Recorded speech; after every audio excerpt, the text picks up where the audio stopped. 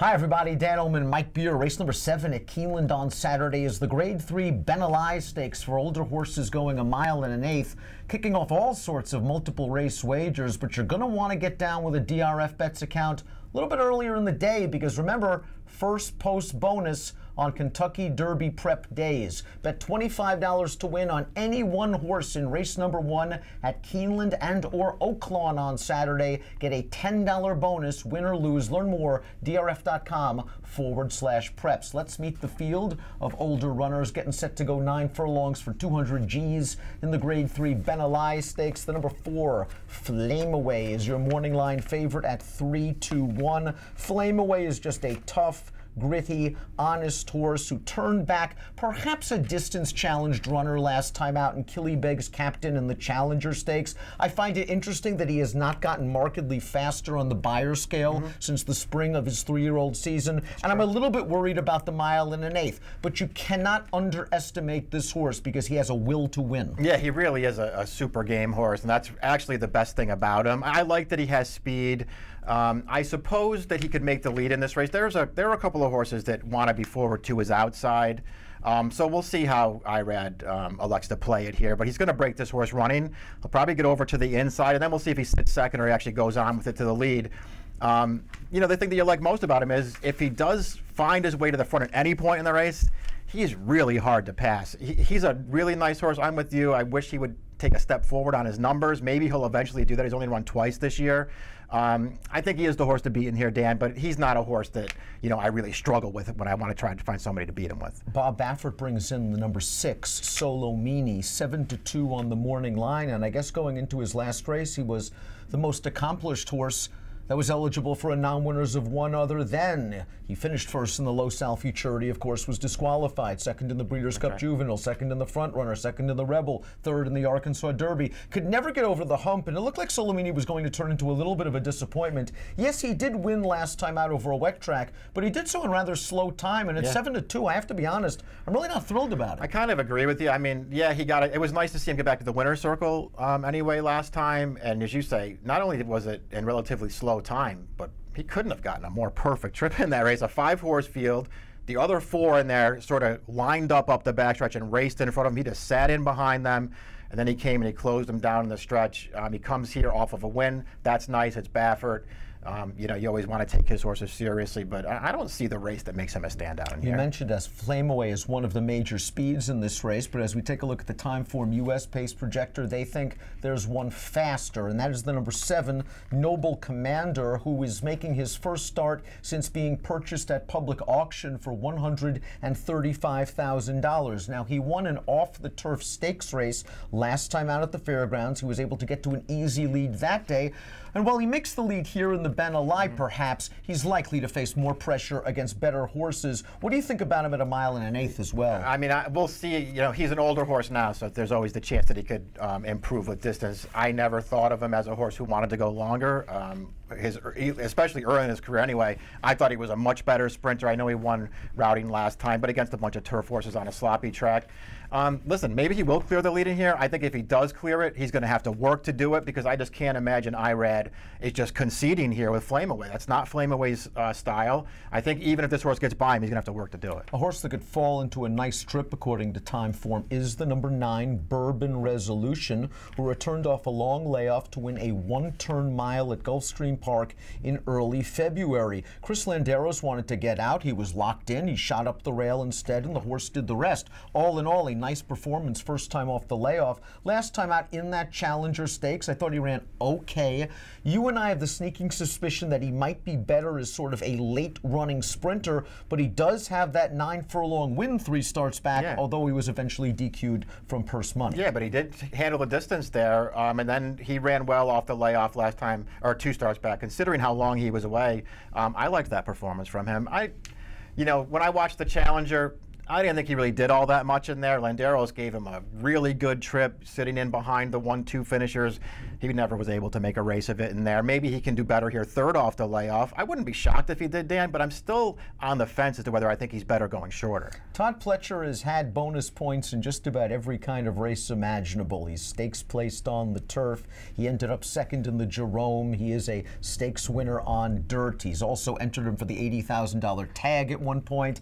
But this horse has always been an honest runner at 1 1/8 if you give him some pace. So the distance could be the great equalizer. Last time out, he ran fine to finish third. He's usually going to run a buyer in the low 90s. Whether that's good enough to win, I'm not sure, but we have a positive Pletcher formulator fact as it pertains to Keeneland. Over the past 4 years, older graded stakes dirt routers at Keeneland win 38% of the time with a 283 ROI.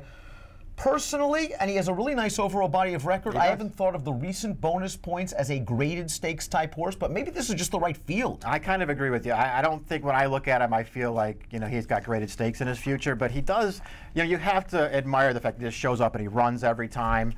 His win-2 back in the Campbell, he got into a little bumping match there with the runner-up in that race, lost the lead to that horse, came back and was able to outfinish him, but that was Monongahela he was outfinishing. Everybody outfinishes that horse. He doesn't want to win races.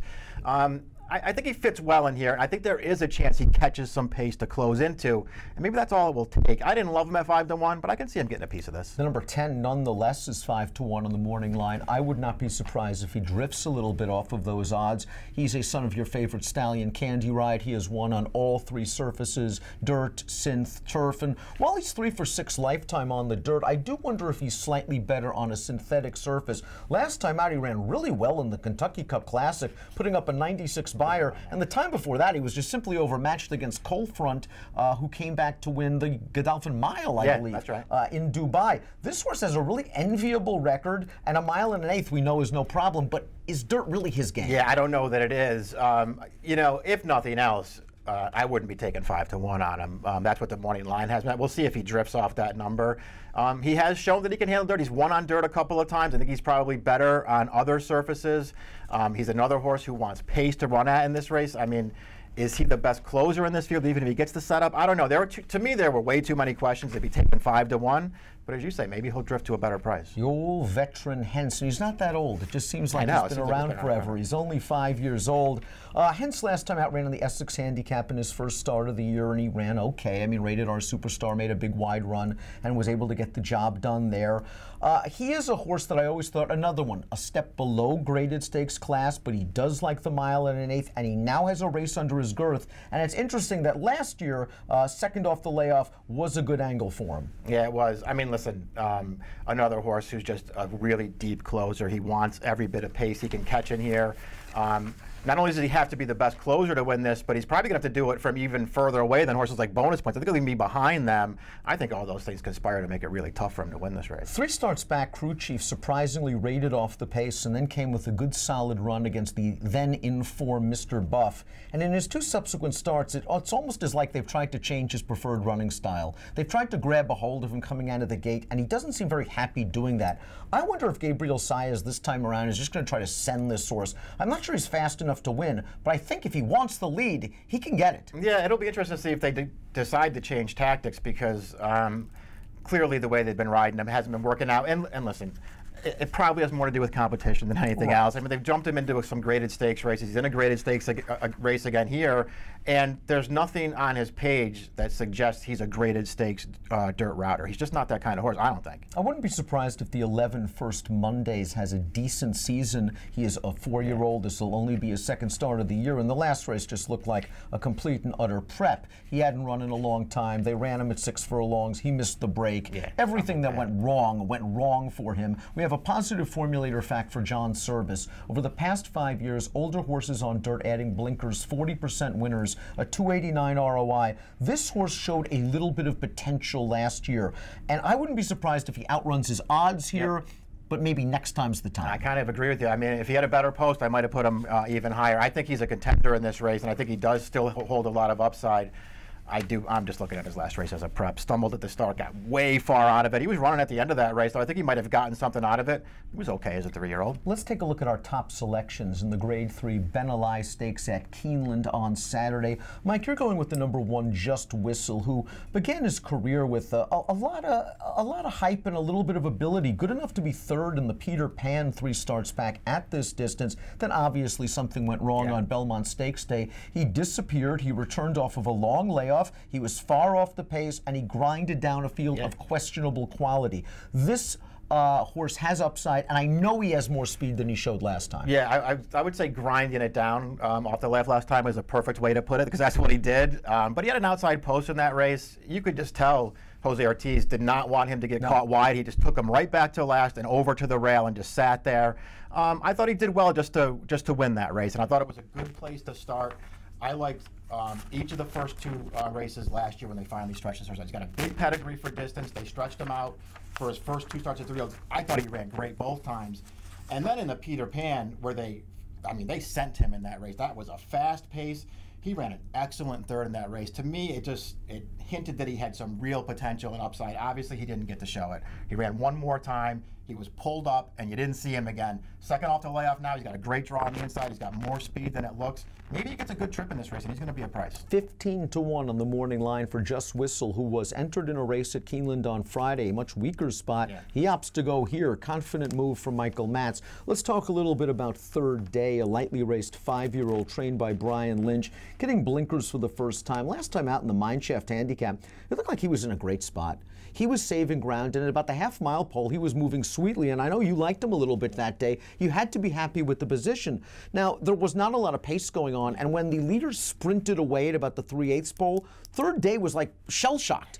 He could not keep up. Now, I'm not sure whether he just doesn't have that kind of burst of speed or whether he needs blinkers if he just sort of lost his focus for a while. Once he started running again, he got into a little bit of traffic. He stayed on at the end of the race. I think he's going to stay the 1 1/8 with the pedigree. I'm hoping the blinkers keep him focused, and I think he can at least set a mid-pack trip. There were so many deep closers in this race. He can get the jump on some of them. He could. If he gets a similar trip to the one he got last time, and he can manage to hold his position this time, I think he's really dangerous. And he did. It was a hard race for me to evaluate last time because I actually liked him in there. I thought that was a good spot for him at a little bit of a price. He actually almost caught Flame Away at the end of that race, and it's not like Flame Away was going some wicked pace in there. He ran, I don't want to say he ran better than it looks last time, but he might have run better than it looks.